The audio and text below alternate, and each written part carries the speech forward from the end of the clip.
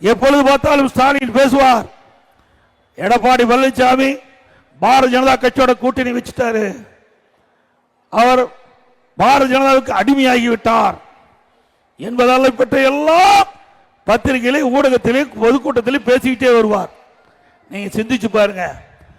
1999 ஆண்டு 1998 அண்ணா திமுக பாரதிய ஜனதா கூட்டணி, அப்ப அந்த கூட்டணியை போட்டியிட்டு திருச்செங்கோட்டில் வெற்றி பெற்று நாடாளுமன்ற உறுப்பினராக இருந்தேன். அதுக்கு பிறகு அம்மா பாரதிய ஜனதாவிலிருந்து வெளியேறின பிறகு திமுக பாரதிய ஜனதாவோட கூட்டணி வச்சாங்க.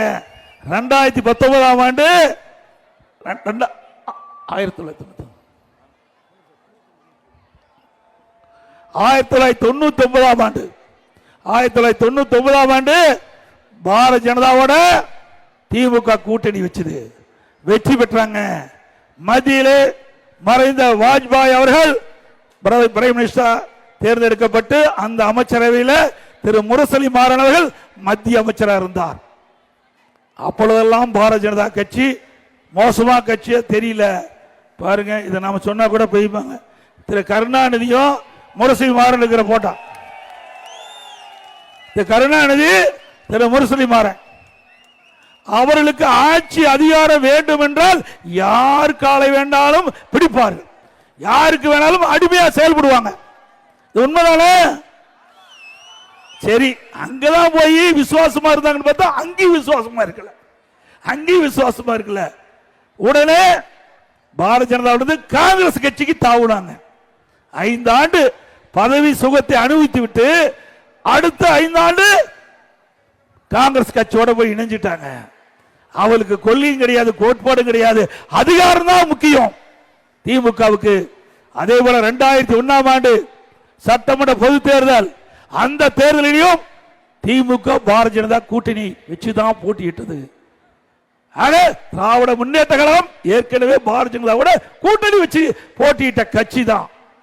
எங்களை பொறுத்த வரைக்கும் நான் தெளிவாக குறிப்பிடுகின்றேன், கூட்டணி என்பது அந்த தேர்தலை ஒட்டி அமைக்கப்படுவது, சூழ்நிலைக்கு ஏற்றவாறு கூட்டணி அமைப்பது. கொள்கை என்பது நிலையானது, அண்ணா திமுக கொள்கை நிலையானது.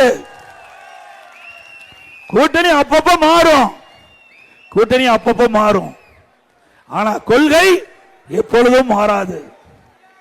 அந்த அடிப்படையில் மக்கள் விரோத திமுக ஆட்சி அகற்றப்பட வேண்டும், மக்கள் விரோத திமுக ஆட்சி அகற்றப்பட வேண்டும் என்பது அண்ணா திமுகவுடைய நிலைப்பாடு. ஊழல் நிறைந்த திமுக அகற்றப்பட வேண்டும் பாரதிய ஜனதா கட்சியுடைய நிலைப்பாடு. ஆக இரண்டு கருத்தும் ஒத்த கருத்து, திமுக ஆட்சி அகற்றப்பட வேண்டும்.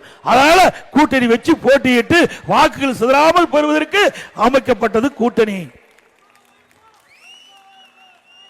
ஆனால் ஸ்டாலின் இதை அப்படியே மாற்றி எடப்பாடி பழனிசாமி மதவாத கட்சிக்கு அடிமையாகிவிட்டார். இதே பாரதிய ஜனதா கட்சி தானே அன்னைக்கு இருந்தது, அப்படித்தாங்க. ஏங்க இப்போ உள்ளாட்சி நகரமன்ற உள்ளாட்சி தேர்தல் வந்தது, அப்போ பாரதிய ஜனதா எங்கிட்ட விலகி போயாச்சு. அதே மாதிரி நாடாளுமன்ற தேர்தல் வந்தது, நாங்க பாரதிய ஜனதாவோட கூட்டணி வைக்கல. இப்போ தேர்தல் வருது, திமுக வீழ்த்த வேண்டும், வாக்கு சிதறக்கூடாது, அந்த அடிப்படையில் கூட்டணி வச்சிருக்கிறோம். இதுல என்ன தவறு? இதை ஒரு பூதாகரமாக்கி சிறுபான்மை மக்களுக்கு ஒரு மாய தோற்றத்தை ஏற்படுத்தி அவர்கள் வாக்குகளை பெறுவதற்காக தந்திரமாக திமுக ஒரு நாடகத்தை அரங்கேற்றி என்பதை நாம் உணர வேண்டும். இவர்கள் மக்களுக்காக இதை பேசல, இவர்கள் ஆட்சி அதிகாரத்துக்கு வர வேணும், அது அண்ணா திமுக பழி சுமத்த வேணும். அதுதான் திரு ஸ்டாலின் மாடல் அரசாங்கத்தினுடைய நாடகம். அதே அனைத்து இந்திய அண்ணா திராவிட முன்னேற்ற கழகத்தை பொறுத்த வரைக்கும் சிறுபான்மை மக்களுக்கு பாதுகாப்பாக இருக்கக்கூடிய கட்சியும் சரி, அரசும் சரி, அது அண்ணா திமுக தான். செய்திகளை உடனுக்குடன் தெரிந்து கொள்ள கீழ்கண்ட கேபிள் மற்றும் டிடிஎச் நெட்வொர்க்குகளில் எம்நாடு செய்தி தொலைக்காட்சியை காணுங்கள். பாதகம் செய்பவரை கண்டால் நாம் பயம் கொள்ளலாகாது பாப்பா, மோதி மிதித்து விடு பாப்பா, அவர் முகத்தில் உமிழ்ந்து விடு பாப்பா. அண்மை செய்திகளை உடனுக்குடன் தெரிந்து கொள்ள இணைந்திருங்கள் எம்நாடு தொலைக்காட்சியுடன்.